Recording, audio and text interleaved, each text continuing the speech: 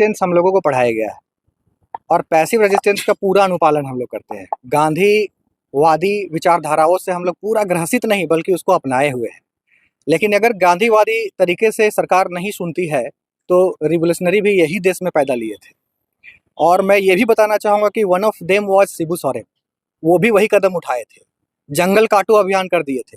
तो शिबू सोरेन साहब और उनके पुत्र साहब से हमको यही विनती है कि आप तो विकलांगता की ओर सरकार के साथ साथ पूरे राज्य को लेके जा रहे हैं, तो अब जागिए, और नहीं जगिएगा तो झारखंड अलग होने से सिर्फ कुछ नहीं किए आप लोग, बल्कि और निसहाय और एकदम व्यर्थ में हम लोग कर दिए, बर्बाद कर दिए। क्योंकि यहाँ एक बच्चा जब 2000 में जन्म लिया था तो आज उसका 25 साल हो गया है, और 25 साल 21 साल अगर न्यूनतम आयु होता है एग्जाम देने का, अगर उस समय किसी का 20-22 साल हुआ, 1-2 बार एग्जाम दिया होगा, तो वैसे वो अयोग्य आप साबित कर दिए। मतलब जेपीएससी जो आयोग है वो एक मेरिट बेस्ड सिलेक्शन करती है, ना कि लोगों को डिमेरिट बना के छोड़ती है। इसको आप लोग समझिए, संविधान की गरिमा को रखिए और संविधान के अनुकूल चलिए।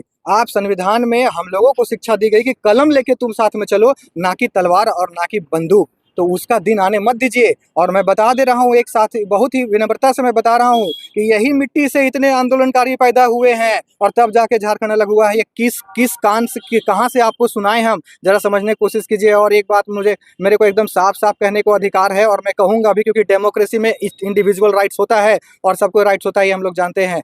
यही शिबू सोरेन और यही जो हमारे हमारे माननीय मुख्यमंत्री साहब ना जब गद्दी में नहीं बैठे थे तो चीख चीख कर जाते थे, लोगों से बात करते थे कि भैया दादा हमारा वोटवा दा, फिर देखिया तो इनके कैसे हम सारा सिलेक्शन प्रक्रिया सही कर देंगे। कहाँ गया वो वादा? वो हम पूछने नहीं जा रहे हैं। अगर नहीं दीजिएगा तो आप लोग 81 का 81 सीट छोड़ दीजिए। और हम बता देते हैं 81 का 81 उम्मीदवार हमारे विद्यार्थी जाएंगे, हम लोग सब जाएंगे, सर्वसम्मति से जाएंगे और 81 दिन में सरकार को तंदुरुस्त करके दिखा देंगे। ये हम लोगों का अपना अंदर का कॉन्फिडेंस कहता है, because we have elected you, we have selected you, तो we have potential that yes the government if does not works then we will replace the government.